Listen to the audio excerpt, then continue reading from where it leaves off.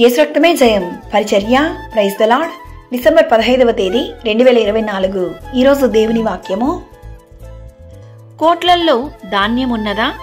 ద్రాక్ష చెట్లైనను, అంజురపు చెట్లైనను, దానిమ్మ చెట్లైనను, ఒలివ చెట్లైనను ఫలించకపోయెను గదా. అయితే ఇది మొదలుకొని నేను మిమ్మును ఆశీర్వదించెదను. హగ్గయి 2వ అధ్యాయం 19వ వాక్యము.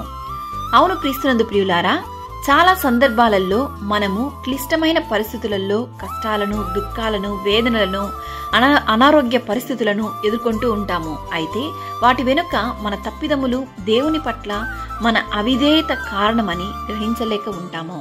కావున దేవుడు ఈరోజు ఈ వాక్యం ద్వారా మనతోనే మాట్లాడుతున్నాడు. హగ్గయి ప్రవక్త ద్వారా దేవుడు అదే మాట్లాడుతున్నాడు. ఇది వరకు కోట్లల్లో ధాన్యమున్నదా? ద్రాక్ష చెట్లైనను, అంజురపు చెట్లైనను, దానిమ్మ చెట్లైనను, ఒలివ చెట్లైనను ఫలించకపోయెను గదా. అయితే ఇది మొదలుకొని నేను మిమ్మును ఆశీర్వదించేదను అని.